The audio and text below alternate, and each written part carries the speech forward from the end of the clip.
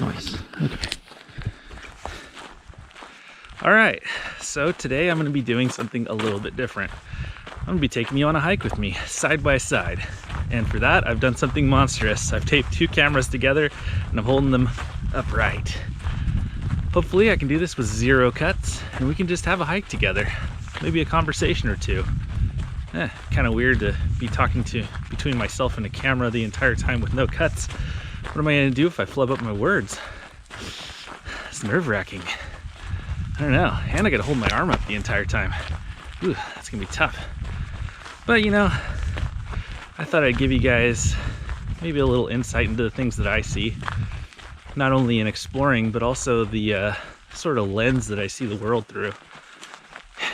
There's so many different things going on these trails or out in these mountains. It's like, it's like 20 or 30 different systems all working opposed to each other and in conjunction with each other. And it's really interesting to see the fuel continuity differences between different regions, the types of fuels, the symbiotic nature of lichen and moss that grows on everything, different types of clovers and ground coverings. The bark on some of these trees out in this part of the country actually peels away, and man, it's so weird looking. I think the lichen also is super weird looking because it sometimes takes on this bright like lime green texture, and sometimes it's white. Like right here, that lichen right there is sort of a white texture. And you can see that the fungi on that same tree is a different type entirely, all within the same space. It's all sharing. But then you can see the lichen on this tree is sort of a brown mahogany red. Very interesting. Let's see if I can find you some of those trees that are peeling away their bark. Right here. It just peels away the bark in its layers, sort of like dropping leaves in the fall. And I find that super cool. But sometimes when those trees die, they peel away like all of the layers. And they expose their inner core of the tree. Let me see if I can find one of those.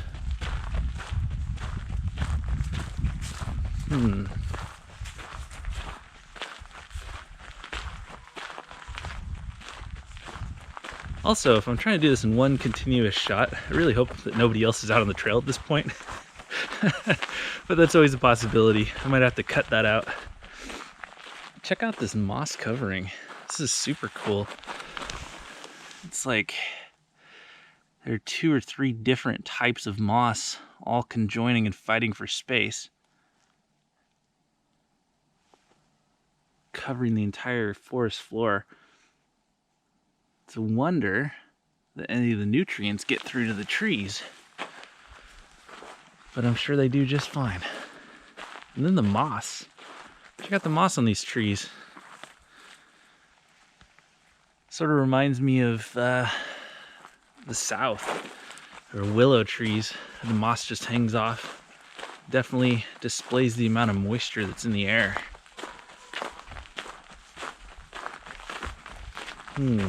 Ooh, there we go. Check out this tree. It's folded away its bark. It's exposing the inner core of the actual tree. You did. Can you imagine if we decomposed by like that? Just folded outward on ourselves. That's morbid. Let's see.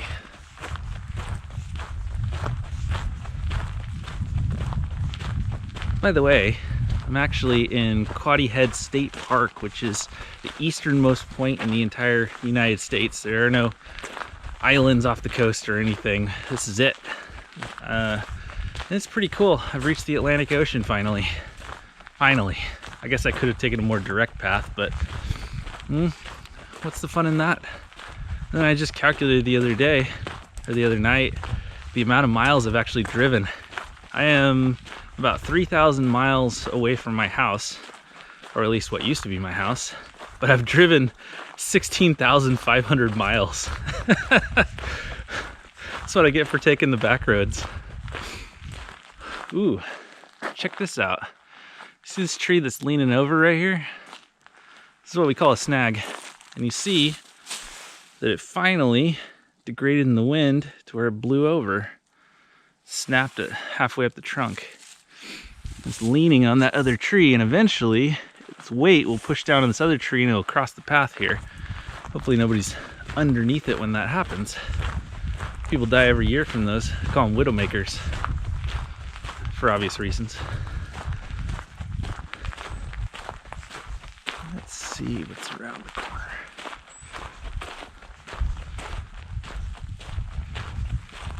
Such an interesting aspect,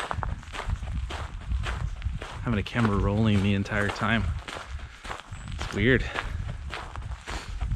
You'd think I would have gotten used to it after months of doing this, but there's always a plan, a thing I'm thinking about, something I'm doing, something I'm talking about or exploring, a thing I want to show you specifically. But when I'm out just checking it out, it's much different. It's unknown. It's interesting.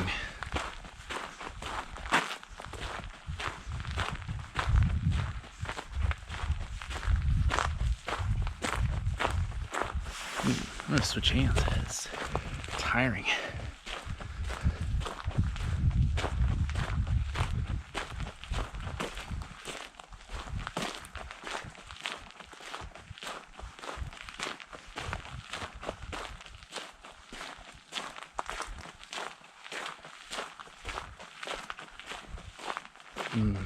I like how quiet it is out here.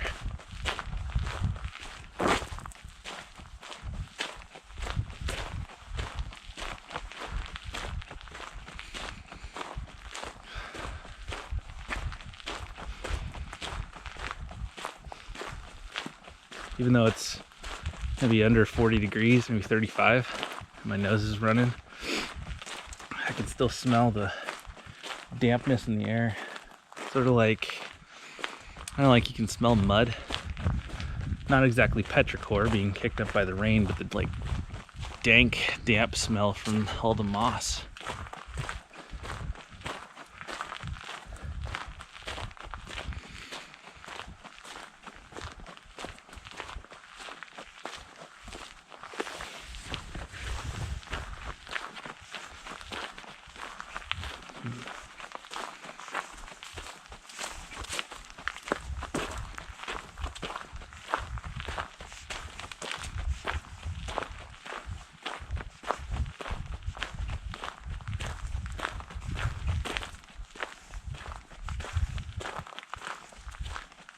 I'm always interested in trees that, I don't even think you can see this from that distance, but they twist their bark around as they grow. I always find that fascinating, what causes that as they grow throughout the years.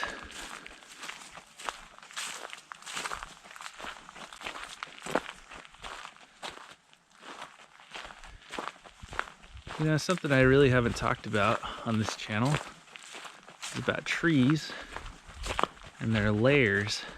I talked about the core and how it's sort of the interior alive part of the tree, but there are like three basic layers. There's the bark, which is your outer stuff here. And that's the protectant of the tree. It protects it from nature, from fire, from all kinds of other stuff. And then you have what's called, I guess, the meat. And that's the interior layer that holds all the water and nutrients, sort of like a fat storage. Then you have the core, and that's the very center of the tree that's actually alive. And that is the most valuable part of the tree. It's the core of the being, and if it gets impinged upon, or it gets a disease, or bugs get into it, or it's not getting enough nutrients, then the whole tree dies. So right here, you can actually see the core of the tree being exposed. And this tree is technically still alive, but without that protective layer around it, the core is eventually going to be rotten, especially from this moist environment. But trees come and go, and the forest will take over with another one. Everything works together.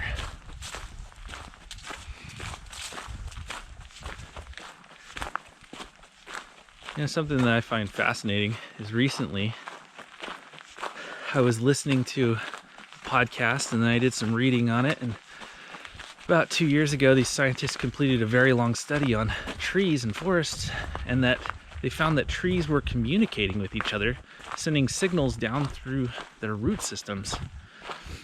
And so they would talk about natural predators like the beetles and other things eating the tree. They would talk about the droughts or the amount of nutrients or a change in the seasons. And they would actually signal to each other so that the whole forest would respond in response to one side of the forest getting a type of elemental disruption. I found that absolutely fascinating. Ooh, check this out. Let's see what's up here.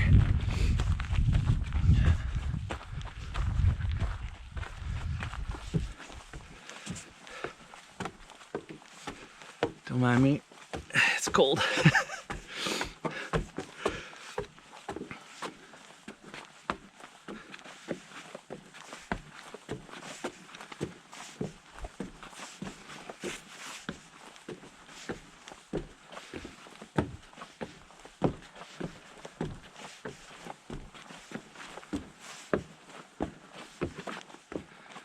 Oh wow, a little bit much on the trees here, but check out the Atlantic Ocean. And then over there, that's New Brunswick, part of Canada. Actually, I'm not entirely sure if it's a province or it's its own territory or country. Probably make a lot of people from New Brunswick angry by saying that. Oh well, what are they gonna do to me? They can't travel over here right now. Come at me, bro. Or come at me, brood.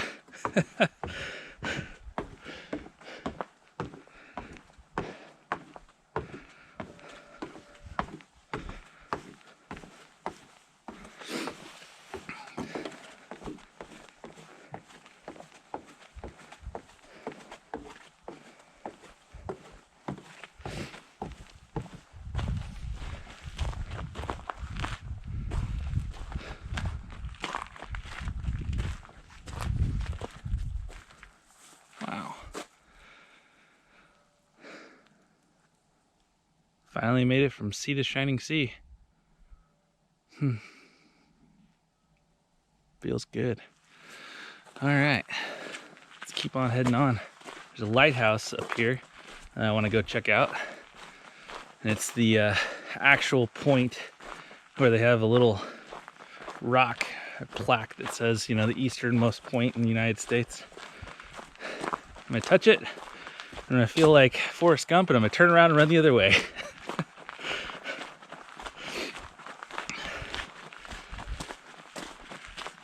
Man, I really like these trees. It's sort of like wrapping paper coming off of them. Really beautiful in a weird way.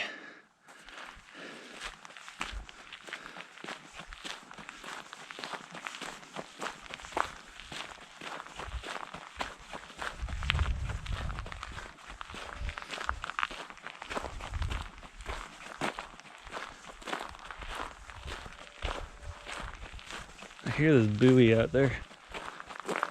Oh, there it is. I don't even think you can see it. Yeah, buoy! Haven't seen any since the Pacific coast. It's a little refreshing.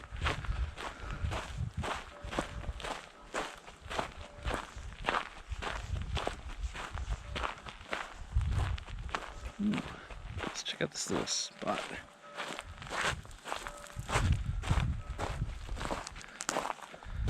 Ooh, dang. Check that out. That's cool. Yeah, if I fell down that, I'd probably die. Cool.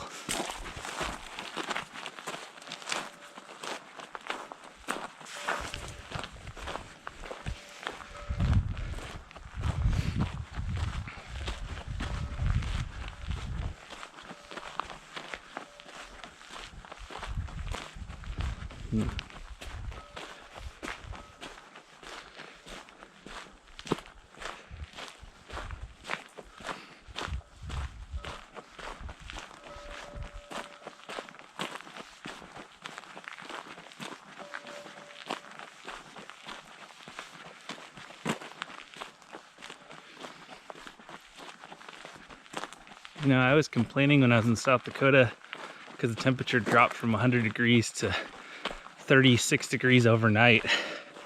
And I was like, oh my God, it's so cold. It's been perpetually a high of 35 here and a low of maybe 23. It's supposed to get down to maybe 15 in a few days. Yeah, I didn't even know what cold was. I've experienced it once before in Missouri, but on a previous trip, but yeah, it's cold. And I know some people from Canada are like, oh, that's golf weather. And I say to them, get off your high moose, you dang Canadians.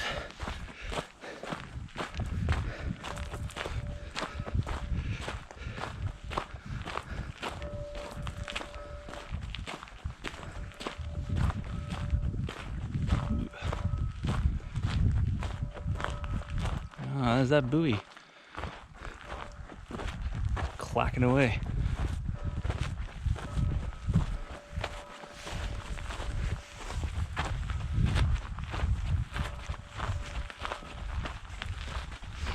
Yeah, they make a mount for the GoPro that attaches to the chest mount. It's like a 3-prong thing that would be out here.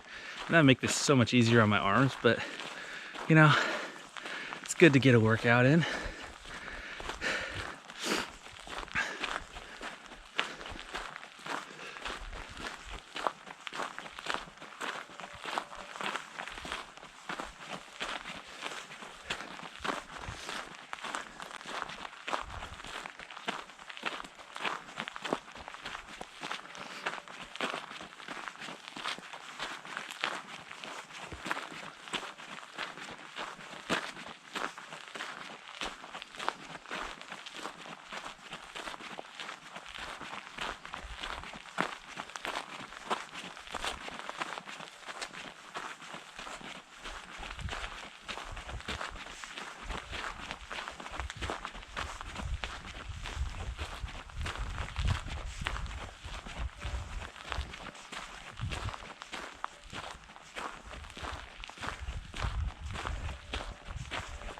I'm realizing I don't know what these plants are with the red leaves, but I also realize I'm not a botanist in any way, shape, or form. And if I had to survive off of eating plants and berries, I would probably die. I don't even know what poison ivy looks like. I'd probably eat it.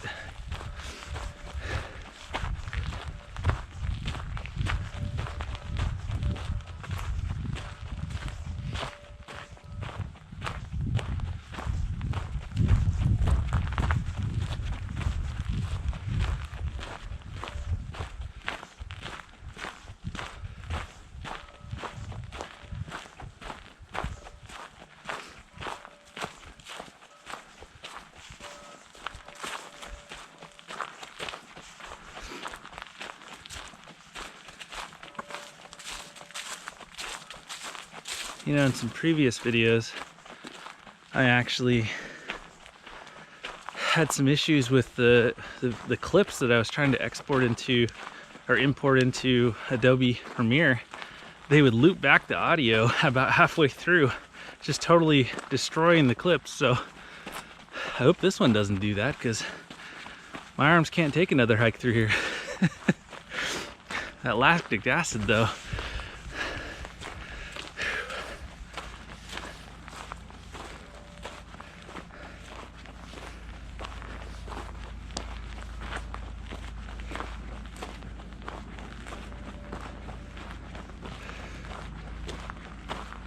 Man, I really love the aesthetic of all this moss. It's beautiful. Maybe not the trees though, they're eerie. Yeah, look at this lichen right here. It is sort of a whitish ivory kind of color. Lichen is cool but also scary. It's like the slow erosion over time that eats you. It's a combination of fungi that sticks to the surface like rocks or trees or whatever, and the algae that clings to the fungus is absorbing sunlight and creating the nutrients for it to survive. So the fungus feeds off the algae and the algae uses the fungus to cling on, and those two together combined erode at the surface that they're on. So they can live to 2,500 years. They can live just doing that. Obviously if the surface breaks down, then they have nowhere to go and they die, but it's a weird symbiotic relationship. What in the heck? Look at this tree. It's it's a lightning bolt. He's zigzagged. What a weirdo. I like you, tree. You're cool.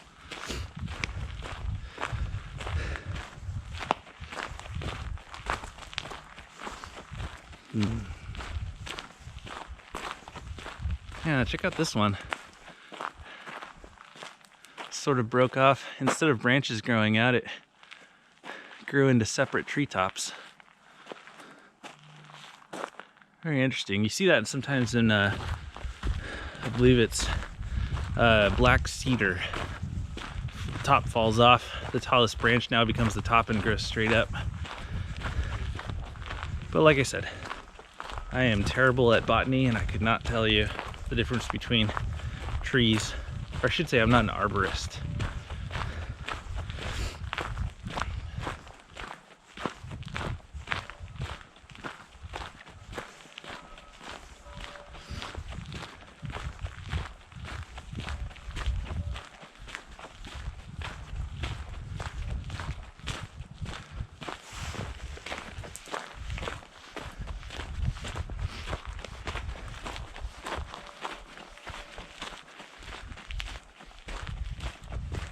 Amazing that it's taken me 23 minutes to hike this so far. Ooh, check this one out. This Y right here. It has two distinct tops of the tree. Super cool. And it's that wrapping paper bark as well. I believe that is a type of spruce, but I'm not entirely sure.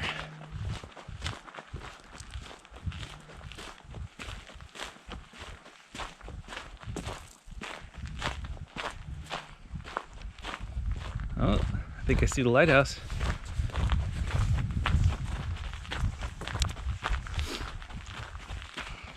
You know the cool part about this? That I've taped two cameras together.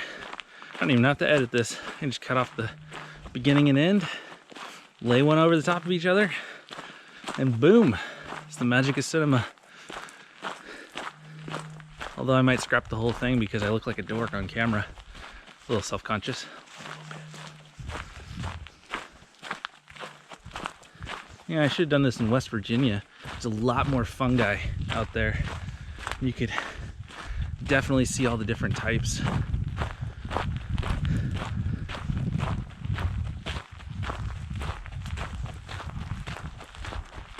Oh, looks like big reveal. Hello, lighthouse. Now, if you remember from my video in California, that lens up top, the first person to name the type of lens or what it's called gets 10 bonus points. Most of them were made in Paris, And they use the refracted light discovery of Sir Isaac Newton in what year? Man, and now I feel like a history science teacher. I wonder who was listening.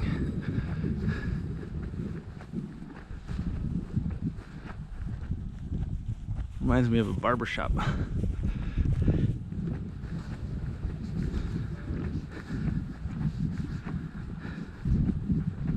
Well, welcome to the Atlantic Ocean.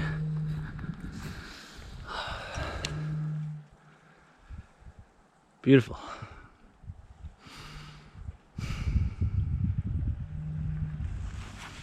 Let's see if we can find this rock. Oh, there it is. See, when you do research online, you see pictures of stuff, but you don't really know exactly where it's gonna be or what it's gonna look like. So it's always interesting to go and actually discover it. There you go. Easternmost point in the USA. Guys, we made it. Or sorry, I should say, guys, we made it. Woo! All right. See you on the next one.